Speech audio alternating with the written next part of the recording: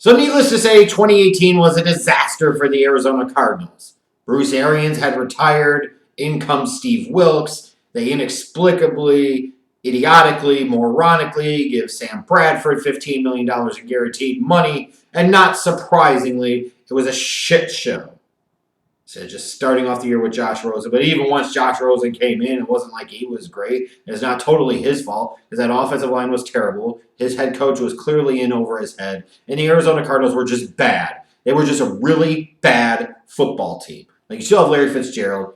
You had David Johnson back from the wrist injury. It took him out most of 2017. And you were still that bad. Not just a little bad. Really, really bad. And ultimately, as their reward, the Cardinals ended up with the number 1 overall pick in the 2019 NFL Draft, which brought up this interesting situation. Knowing that Cliff Kingsbury had a huge man crush on Kyler Murray, he's got the number 1 overall pick. He's in position, where he could take Kyler Murray, even though this team had just traded a 15th overall pick and a 3rd round pick in the 2018 draft to move up to 10 to take Josh Rosen. Now, a year later, are you looking at potentially giving up on a quarterback you traded up to take in the top 10 to take another quarterback number 1 overall? Feels like not a very productive use of your resources, not a very productive way to build a roster, but that's exactly what head coach Cliff Kingsbury and ultimately general manager Steve Keim decided to do. They sent Josh Rosen packing to the Miami Dolphins for a 2nd round pick, and they end up taking Kyler Murray, the Heisman Trophy winning quarterback from Oklahoma, number 1 overall. So it's one thing to have that out-of-the-box, unconventional hiring of Cliff Kingsbury, the guy who didn't even make it at Texas Tech, and then not only take a guy that didn't make it as a head coach at the college level, but then to bring him in as a head coach at the NFL level. You're now taking a 5'10" quarterback with 1 primary year of starting experience who still maybe has some aspirations of wanting to play baseball, number 1 overall in your draft, a year after taking another quarterback in the top 10. That is beyond question a significant roll of the dice. And it will either really, really, really, really work, or they will come up snake eyes here. There is no question about that. And when you look at this Cardinals team, you've got Larry Fitzgerald back for 1 more season. You're without Patrick Peterson for the first 6 games due to failing a drug test. What are you going to get out of the Arizona Cardinals? What are they going to show in Cliff Kingsbury's first year? What's Kyler Murray going to show as the unquestioned starter year 1 as a rookie in the National Football League? Remains to be seen. When you look at their draft, though, for a team that ended up with the number 1 overall pick, clearly at that point in time, when you're drafting a new quarterback number 1 overall like they did with Kyler Murray, you're in a rebuild mode. And to be fair, when you look at the Cardinals, they're just bad in so many places. It was interesting, though, to me when I looked at some of the picks that they had.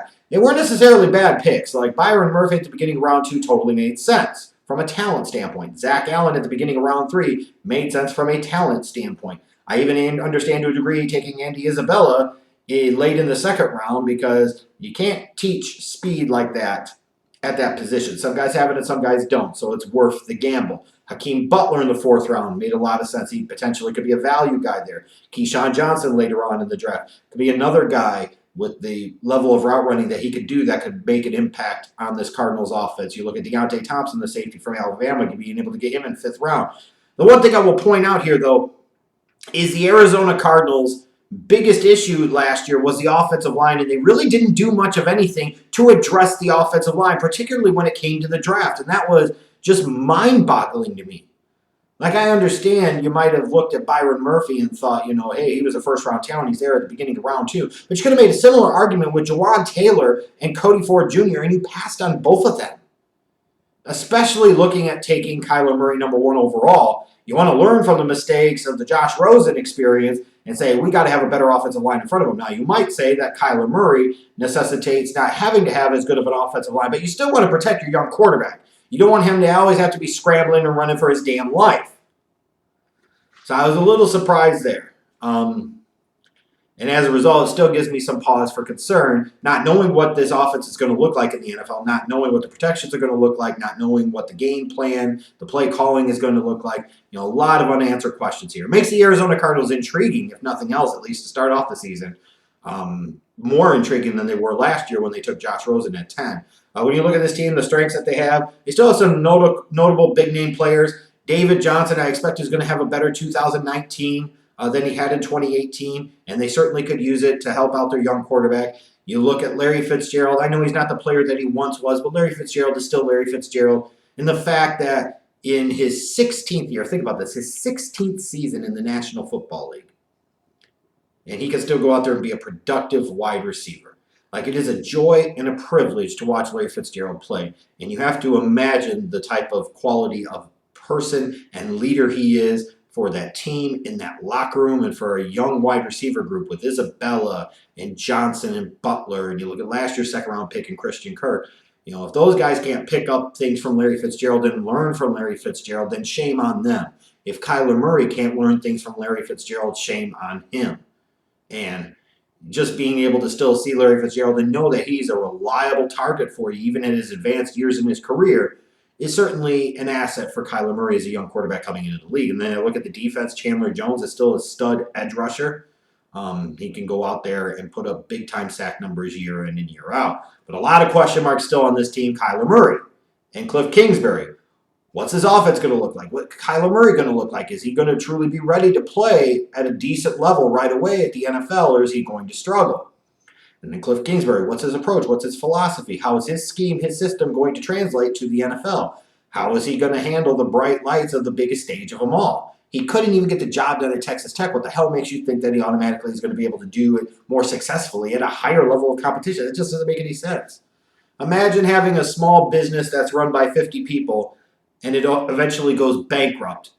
So the founder's business has went under. And then here comes a much bigger company that employs 1,000 people that puts that person in charge as their CEO, coming off of running his business into the ground and going bankrupt. Would you ever do that in the business world? I would certainly hope not. But that's basically what the Cardinals are doing here. I look at this team, and I don't have high expectations for them. I think it'll be a little bit better than they were last year, kind of by default. New things, Kyler Murray being a better prospect than Josh Rosen, being able to do more things. I think there may be a 5-win team, which compared to last year is progress. It's growth. It's enough to at least justify potentially giving Kingsbury another year. That's a good place to start. If you win 5 games and Kyler Murray looks like he could be the guy, then if you're the Cardinals, you got to be really happy with that. You'd like to obviously win more games now that you feel like you've got your young quarterback, but if you don't, it's not the worst thing in the world. But as much as I was thinking about it, I'm like, could the league be crazy enough where things could happen in the NFC West where the Cardinals could finish second? Maybe. But I just don't think they're a good enough team yet to really be talking about them potentially in the playoff race.